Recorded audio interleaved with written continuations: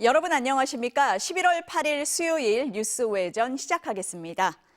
윤석열 대통령에 대해 공수처가 다시 청구한 체포영장이 어제 저녁 발부가 됐습니다. 이에 따라서 재집행이 언제 이루어질지 관심인데요. 공수처로 가보겠습니다. 김건희 기자, 현장 움직임은 어떻습니까? 네, 저희 취재진은 새벽 5시 반쯤부터 공수처에 나와 상황을 지켜보고 있는데요. 아직 이렇다 할 움직임은 보이지 않고 있습니다. 오동훈 공수처장은 오전 8시 55분에 출근했습니다. 오 처장을 기다리던 취재진이 영장 집행을 언제 할 것이냐고 물었지만 답하지 않은 채 건물 안으로 들어갔습니다. 지난 1차 집행 때 공수처는 오전 6시 10분부터 집행을 시작했습니다.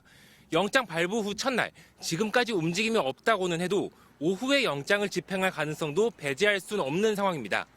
공수처와 경찰이 함께 꾸린 공조수사본부는 어제 저녁 7시 10분쯤 피의자 윤석열 대통령에 대해 재청구한 체포영장이 발부됐다는 공지를 냈습니다.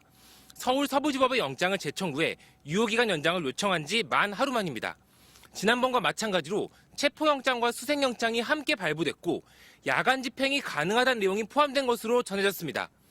2차 체포영장을 발부한 판사는 1차 체포영장을 발부한 이순영 판사가 아닌 신한미 영장전담 판사로 알려졌습니다.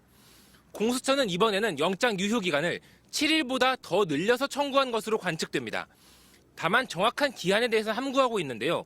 보안에 상당히 신경을 쓰는 것으로 보입니다. 네, 그런데 지난번 체포영장 집행 때 공수처가 무능했다 이런 지적이 많았습니다. 이번에는 다를까요? 내부 분위기는 어떻습니까?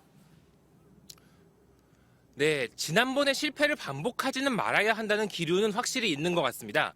앞서 어제 국회에 나온 오동훈 공수처장은 체포영장 집행이 무산된 데 대해 국민께 진심으로 사과드린다고 했고요. 그러면서 2차 영장 집행이 마지막이라는 비장한 각오로 준비할 거라고도 약속했습니다. 공수처는 1차 집행 시도에서 대통령 관저 진입로 등 내부 구조 정보와 경호처 전략을 파악하는 등 일부 성과도 있었다고 자평하고 있습니다. 재집행 때는 경찰 지원 인력을 대거 보강하고 특공대 투입 등 물리력 행사 방안과 함께 장기전 대비책도 함께 세울 계획입니다. 윤 대통령이 제3의 장소로 몸을 피했다는 가능성도 야권을 중심으로 제기되고는 있는데요. 공수처는 여러 가능성에 대해 고려하고 있다는 입장이고 대통령실 측은 사실이 전혀 아니라고 다시 밝혔습니다. 지금까지 공수처에서 전해드렸습니다.